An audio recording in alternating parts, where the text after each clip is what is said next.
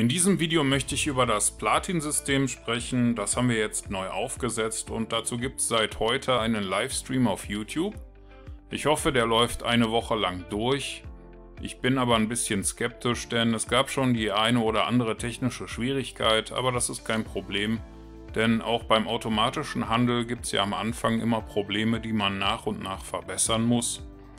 Das Platin-System ist ein etwas höherpreisiges System und das Angebot wird auch nur speziellen Bestandskunden gemacht, die gewisse Kriterien erfüllen.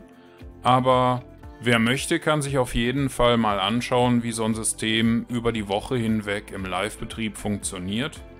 Aktuell sind die Märkte noch geschlossen, deswegen laufen da Backtest-Videos. Der Stream selbst ist relativ stabil, aber im Moment ist natürlich auch noch nicht so viel los. Gedacht ist das Ganze für Leute, die ein bisschen mehr Geld haben und auch damit handeln möchten, denn hinter dem System steckt noch ein bisschen mehr. Wir haben in der Vergangenheit ja schon über Trading-Server-Farmen gesprochen.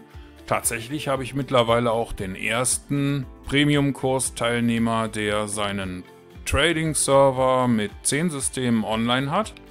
Und das Platin-System wurde auch vor der Veröffentlichung schon verkauft. Eigentlich handelt es sich hierbei mehr um die Mitgliedschaft in einer Gruppe. Vielleicht kennen Sie das aus dem amerikanischen Bereich als Mastermind-Gruppe. Und obwohl ich mich vom Thema Consulting 2015 eigentlich verabschiedet habe, werden wir für die Mitglieder in der Platin-Gruppe einige Dinge bereitstellen, die wir so in der Form noch nie veröffentlicht haben. Aber wie bereits gesagt, das ist ein Angebot für 1000 €, deswegen wird das nicht für jeden etwas sein. Der Livestream zum System steht aber zur Analyse auf YouTube bereit. Wir haben auch schon eine entsprechende Webseite, auf der man sich auch die veröffentlichten Statistiken dazu anschauen kann.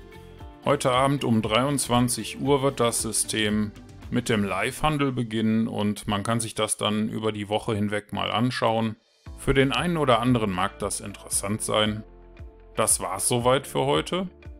Vielen Dank fürs Zuhören und wir sehen uns im nächsten Video.